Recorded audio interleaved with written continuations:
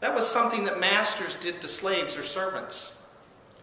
It was always done by hitting the slave or the servant on the right cheek with the right hand. The blow was about asserting status and power over another. This is not about random violence or fighting among friends or families or enemies. It was about rank and power and privilege. So now imagine your overlord just slaps you on the right cheek, and without saying a word, you silently turn the other cheek. It appears that you may be becoming doubly subservient and accepting of your master's authority over you. But what Jesus so subtly is sharing is that what actually happens is you have now rendered the master powerless. Because by the angle of your head, you will be in such a way that the master can see your cheek, but not strike it with his right hand.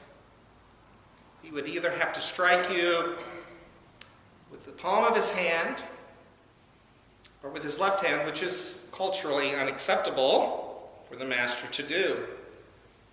And so your appearance of meekness and obedience is really about calling into question abusive behavior and, in a way, shaming the master. So what about being sued? Peasants didn't sue anyone. Again, this is about privilege and abuse of the poor.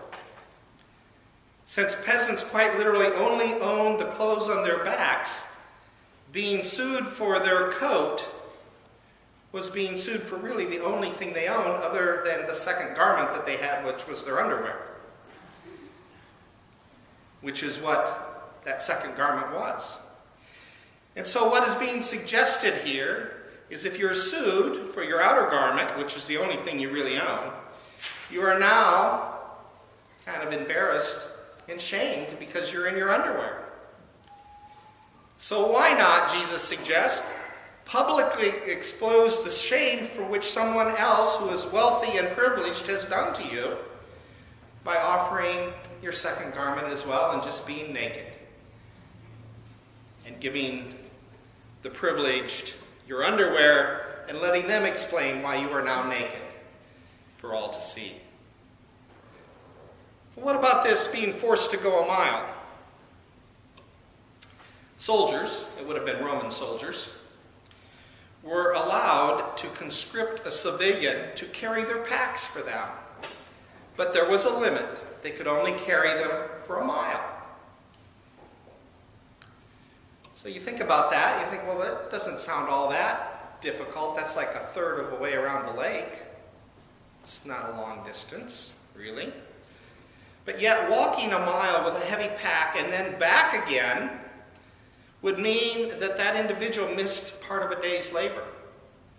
And because the economics of the day were that you got paid immediately for your work so that you could buy food and support your family, indicated that in reality you were losing part of your livelihood, your income, to be forced to do this.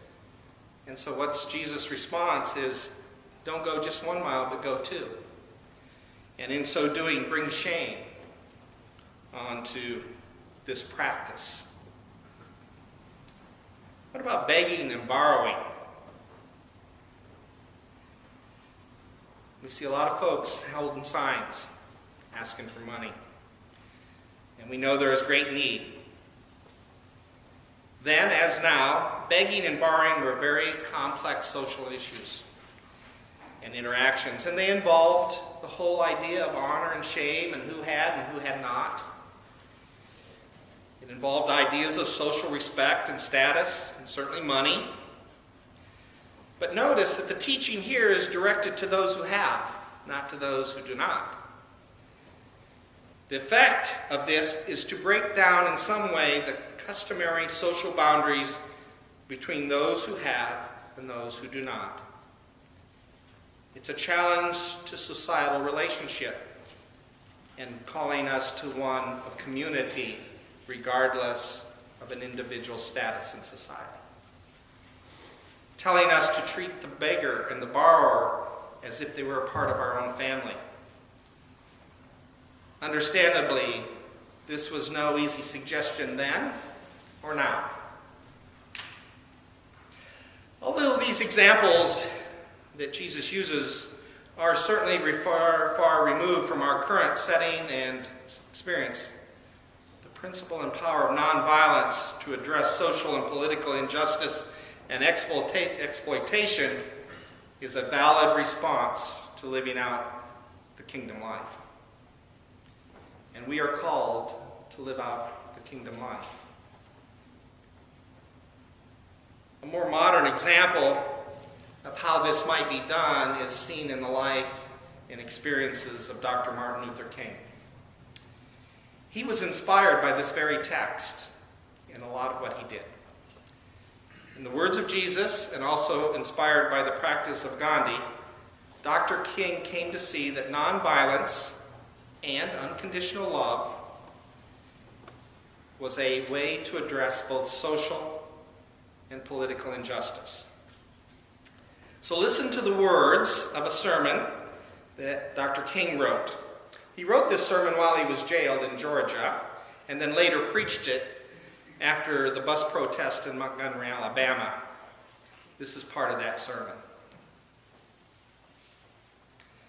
Time, he says, is cluttered with the wreckage of communities which surrender to hate and violence. For the salvation of our nation and the salvation of mankind, we must follow another way. This does not mean that we abandon our righteous effort. With every ounce of our energy, we must continue to rid the nation of the incubus of segregation. But we shall not, in the process, relinquish our privilege and our obligation to love. While abhorring segregation, we shall love the segregationist. This is the only way to create a beloved community.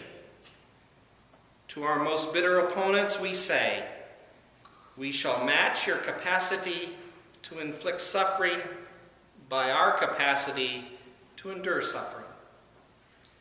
We shall meet your physical force with soul force. Do to us what you will.